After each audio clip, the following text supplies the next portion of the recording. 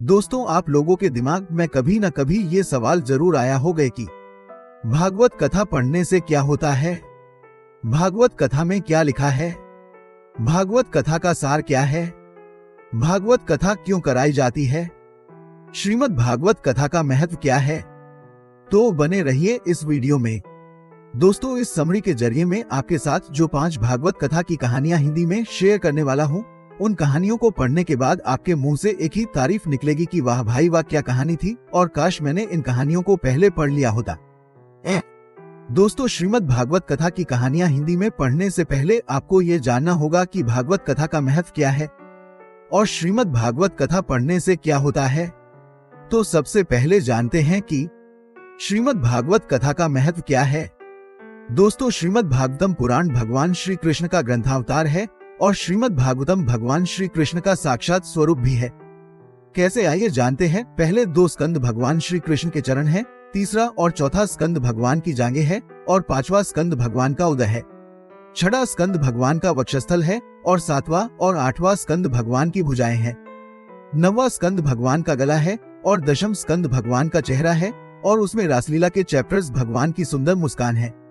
11वां स्कंद भगवान का ललाट है और 12 स्कंद भगवान के सर पे जो वृंदावन के फ्लावर्स की जो पगड़ी है ना, वो 12 स्कंद है। दोस्तों, इस ग्रंथ में भगवान श्री कृष्ण की कहानियां लिखी हुई है और इसके साथ ही जीवन को बदल देने वाले लाइफ लेसन्स भी इस पुराण से हमें सीखने को मिलते हैं। और ये ग्रंथ खास करके कलयुग के लोगों के लिए लिखा हुआ है ताकि कलयुग के लोगों के अंदर कृष्ण प्रेम जागृत हो सके। श्रीमद् भागवत कथा पढ़ने से क्या होता है। जो भी व्यक्ति श्रीमद् भागवत कथाओं को पढ़ता है उसके अंदर कृष्ण प्रेम जागृत हो जाता है और वो व्यक्ति कलयुग के विनाशकारी प्रभावों से बच जाता है। यानी कि उसके अंदर से काम, क्रोध, लोभ, मोह, मद, मात्सर्य, इन सभी मानसिक दोषों से वह व्यक्ति मुक्त हो जाता है।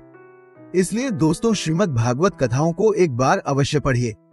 दोस्तों, एक बार गोलोक धाम में राधा रानी जी ने भगवान श्री कृष्ण जी से पूछा कि हे श्याम सुंदर, कंस आपका सगा मामा होते हुए भी आपके माता पिता को बहुत ही घोर पीड़ा देता था, साथ ही आपका और साधु संतों का मजाक भी उड़ाया करता था।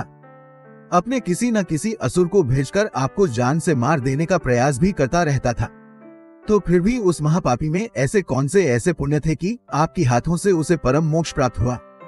फिर भगवान श्री कृष्ण ने मुस्कुराते हुए उत्तर दिया कि हे राधे, मेरे सगे मामा कंस जो कुछ भी करते थे या सोचते थे वो सब मेरे ही बारे में ही होता था। चाहे द्वेष, क्रोध या भय के कारण ही क्यों न हो, लेकिन वो निरंतर मेरा स्मरण किया करते थे। इसलिए जो व्यक्ति मेरा निरंतर स्मरण करेगा उसे मैं मोक्ष ही दूंगा, चाहे वह मेरा विरोधी ही क्यों न हो।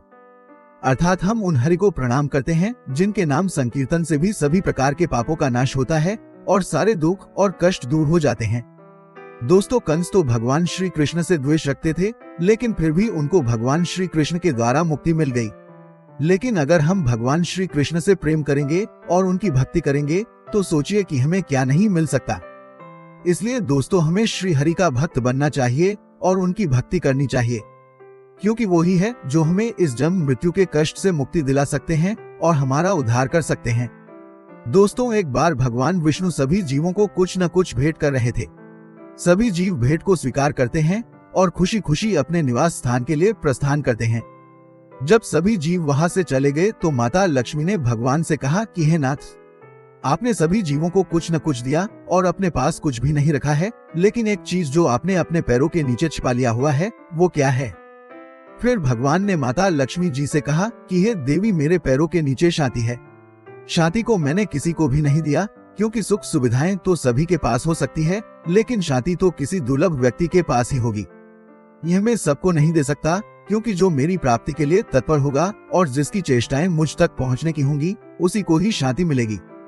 भगवान श्री हरि ओपन पेरेंसिस भगवान विष्णु क्लोज पेरेंसिस की आज्ञा लेकर के शांति ने माता लक्ष्मी जी से कहा कि हे जगत माता, श्री हरि ने मुझे अपने पैरों के नीचे नहीं छिपाया है, बल्कि मैं खुद ही उनके पैरों के नीचे छिप गई हूँ। इसलिए शांति तो सिर्फ श्री हरि के चरणों के नीचे ही जीव को मिलेगी, अन्यथा कहीं नहीं। दोस्तों, व्यक्ति सारी सुख संपत्ति से सुसज्जित हो, लेकिन अगर उसके पास शांति न हो तो उसकी सारी संपत्ति व्यर्थ हो जाती है।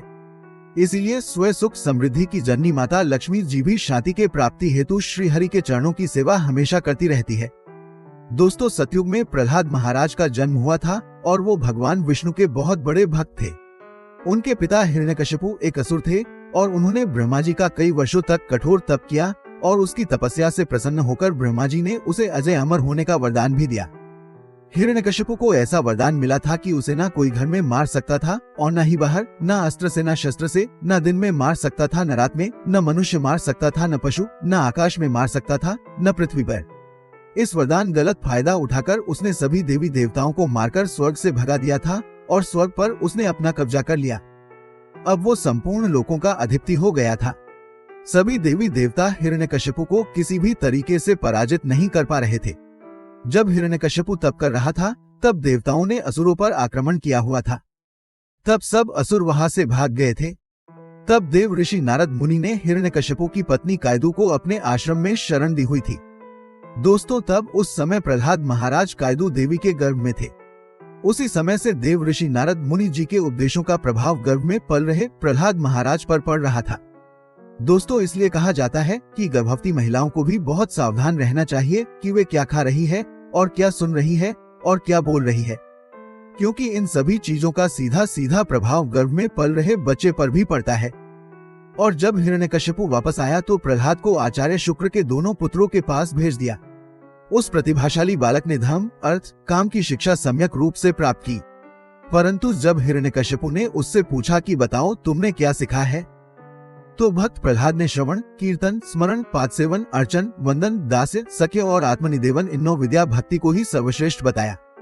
ये सब सुनकर हिरण्यकशिपु अत्यंत क्रोधित हुआ और उसने अपने सैनिकों से कहा कि ये मेरे शत्रु श्री विष्णु का भक्त है, इसलिए इसे अभी के अभी मार डालो। अहंकार में चूर हिरण्यकशिपु को ये बर्दाश्त ही नहीं हुआ, क्योंकि उसे छोड़कर और उसके होते हुए भी किसी और की उपासना की जा रही है। भक्त प्रहलाद को विभिन्न तरीकों से प्रताड़ित करने का प्रयास कराया गया, लेकिन भगवान विष्णु की कृपा से वो छोटा सा और निस्सहाय दिखने वाला बालक हर बार बच गया। इससे हमें बहुत ही महत्वपूर्ण सीख समझ सकते हैं, और वो है कि यदि हम भी पूर्ण रूप से भगवान पर आश्रित होते हैं तो वो सांसारिक कष्टों से हमारी रक्षा जरूर करते हैं। तो भक्त प्रहलाद की विष्णु भक्ति से परेशान होकर के हिरण्यकशिपु ने उसे जान से मारने की कोशिश की और भगवान की उपस्थिति को महल की खंबे में भी होने की इस बात को जब उसने ललकारा, तब स्वयं भगवान विष्णु नरसिंह अवतार में प्रकट हो गए। फिर नरसिंह भगवान ने हिरण्यकशिपु को राजभवन की चौखट पर अपने गोद में लेटाया और अपने उज्जवल नाखूनों से उस असुर हिरण्यकशिपु का पेट चीर डाला। इस प्रकार ब्रह्मा जी द्वारा दिए गए वरदान का सम्मान भी करते हुए भगवान श्री नरसिंह देव ने हिरण्यकशिपु का वध कर डाला और अपने अनन्य भक्त प्रहलाद का संरक्षण भी किया। तो दोस्तों, इस कहानी से हमने यह सीखा कि नरसिंह भगवान क्यों प्रकट हो गए, केवल और केवल अपने भक्त की वाणी को सच करने के लिए कि भगवान कण कण में विराजमान होते हैं, और भक्त प्रहलाद की रक्षा करने के लिए प्रकट हो गए। और संसार के हम सब लोगों को ये संदेश देने के लिए यदि श्रद्धा अटल हो और निष्ठा दृढ़ हो, भगवान अपने भक्त से मिलने के लिए अवश्य आते हैं, चाहे उसके लिए उन्हें एक खंबे से ही क्यों न प्रकट होना पड़े, और चाहे भक्त को हानि पहुंचाने वाला सृष्टि के रचयिता ब्रह्मा जी से अमर होने वरदान लेकर भी क्यों न आया हो, फिर भी वे आते हैं और अपने भक्तों की रक्षा स्वयं करते हैं। एक बार एक चिड़िया ने शिकायत की, हे परमपिता परमेश्वरा, बड़ी मुश्किल से मैंने ये घोंसला बनाया हुआ था और आपने तूफान को भेज दिया और मेरा घर उजड़ गया। फिर ऊपर से आवाज आई कि तेरे घोंसले में सांप आया था तुझे खाने के लिए, इसलिए मैंने तूफान भेजा ताकि तुम जाग सको और उड़ जाओ और तुम्हारी जान सुरक्षित रह सके। दोस्तों, हमारी जिंदगी में कितनी मुसीबतें आती है और हमको पता भी नहीं होता कि हमारा परमात्मा हमें किस तरह परेशानी से बचाता है। अगर आपको ऐसा लगता है कि परमात्मा आपको कष्ट के पास ले आए हैं, तो भरोसा रखिए, क्योंकि वो आपको कष्ट के पार भी ले जाएंगे। एक संत कुएं पर स्वयं को जंजीर से लटकाकर ध्यान किया करते थे और कहते थे कि जिस दिन ये जंजीर टूटेगी उस दिन मुझे प्रभु श्री कृष्ण मिल जाएंगे। पूरा गांव उनकी भक्ति की और तपस्या की प्रशंसा करता था। फिर एक व्यक्ति ने यह सोचा कि मैं भी प्रभु श्री कृष्ण के दर्शन करूं, इसलिए उसने भी अपने आप को रस्सी से बांधकर कुएं में लटका दिया और भगवान श्री कृष्ण का ध्यान करने लगा। कुछ समय बाद जब रस्सी टूट गई तब भगवान श्री कृष्ण ने उसे अपने गोद में ले लिया और उसे अपना दर्शन भी दिया। दर्शन करने के बाद उस व्यक्ति ने भगवान श्री कृष्ण से पूछा कि हे श्याम सुंदर, आपने तो मुझे इतने जल्दी दर्शन दिए, जबकि वे महात्मा जी वर्षों से आपकी प्रतीक्षा कर रहे हैं, आपने उन्हें अभी तक अपना दर्शन क्यों नहीं दिया?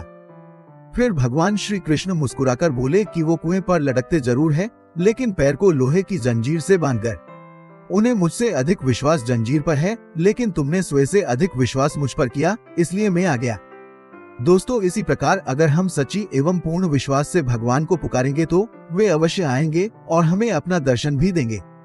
एक भनवरा हर रोज फूलों के बाग के पास से गुजरता रहता था। वहां से एक गंदा नाला भी गुजरता था और उस गंदे नाले में एक कीड़ा भी रहता था।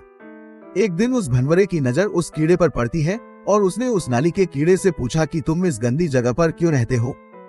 नाले के कीड़े ने जवाब दिया कि यह मेरा घर है। फिर भनवरे ने कीड़े से कहा कि चलो मैं तुम्हें जन्नत की सैर कराता हूँ, इसलिए तुम मेरे साथ चलो और मुझसे दोस्ती कर लो। फिर भनवरे ने कहा कि मैं कल तुमसे मिलने के लिए आऊंगा, तब तुम मेरे साथ चलना। अगले दिन भनवरा उस कीड़े को अपने साथ अपने कंधे पर बिठाकर बाग में ले जाता है और उस कीड़े को एक फूल पर बिठाकर खुद रस पीने के लिए चला जाता है। भनवरा शाम को उस कीड़े को वापस घर ले जाना भूल जाता है और जिस फूल में कीड़ा बैठा हुआ था वो फूल शाम को बंद हो जाता है, तो वो कीड़ा भी उस फूल में ही बंद हो जाता है। अगले दिन माली आता है और उन फूलों को तोड़कर ले जाता है और उन फूलों की माला बनाकर बाके बिहारी जी के मंदिर भेज देता है। वही माला बिहारी जी के गले में पहना दी गई जाती है। सारे दिन के बाद उस माला को यमुना में प्रवाहित कर दी गई। वो कीड़ा ये सब देख रहा था। फिर वो कीड़ा कहता है कि वाह रे भनवरे, तेरी दोस्ती ने मुझे भगवान का स्पर्श करवा दिया और अंतिम समय में मुझे यमुना में प्रवाहित करवा दिया गया। दोस्तों, ये भनवरा और कोई नहीं बल्कि जीवन में मिला कोई सत्संगी पुरुष है जो हमें भव बंधन के सागर से बहुत दूर ले जाने में मदद करता है। ऐसा सत्संगी मित्र हमें भगवान श्री कृष्ण की कृपा से ही मिलता है। दोस्तों, यह थी वो 5 श्रीमद् भागवत कथाएं हिंदी में। आप सभी को ये सभी श्रीमद् भागवत कथाएं कैसी लगी और इन कहानियों से आपको नया क्या सीखने को मिला, ये हमें नीचे दिए गए कमेंट बॉक्स में कमेंट करके जरूर बताइए। साथ ही इस आर्टिकल को अपने दोस्तों के साथ अवश्य शेयर कीजिए। साथ ही इस आर्टिकल के ऊपर आपके क्या विचार है, ये भी हमें नीचे दिए गए कमेंट बॉक्स में कमेंट करके जरूर बताइए। दोस्तों, हमारे साथ जुड़े रहने के लिए आप हमारे नॉलेज ग्रो टेलीग्राम चैनल और व्हाट्सएप ग्रुप को अवश्य ज्वाइन कीजिए। ज्वाइन करने की लिंक हमने नीचे दी हुई है। दोस्तों, हम फिर मिलेंगे ऐसे ही एक इंटरेस्टिंग ऑडियो बुक के साथ। तब तक के लिए आप जहां भी रहिए खुश रहिए और खुशियां बांटते रहिए। आपका बहुमूल्य समय हमें देने के लिए दिल से आभार। क्वेश्चंस: भागवत कथा पढ़ने से क्या होता है? जो भी व्यक्ति श्रीमद् भागवत कथा को पढ़ता है उसके अंदर कृष्ण प्रेम जागृत हो जाता है और वो व्यक्ति कलयुग के विनाशकारी प्रभावों से बच जाता है। यानी कि उसके अंदर से काम, क्रोध, लोभ, मोह, मद, मात्सर्य इन सभी मानसिक दोषों से वह व्यक्ति मुक्त हो जाता है। भागवत कथा में क्या लिखा है?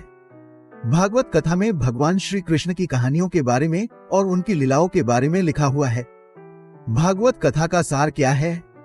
श्रीमद् भागवतम पुराण में सभी ग्रंथों का सार दिया हुआ है और इसमें खुद के अंदर कृष्ण प्रेम जागृत कैसे करे इस बारे में लिखा हुआ है। भागवत कथा क्यों कराई जाती है? खुद के अंदर कृष्ण प्रेम जागृत करके काम, क्रोध, लोभ, मोह, मद, मात्सर्य इन सभी मानसिक दोषों से बचने के लिए भागवत कथा कराई जाती है।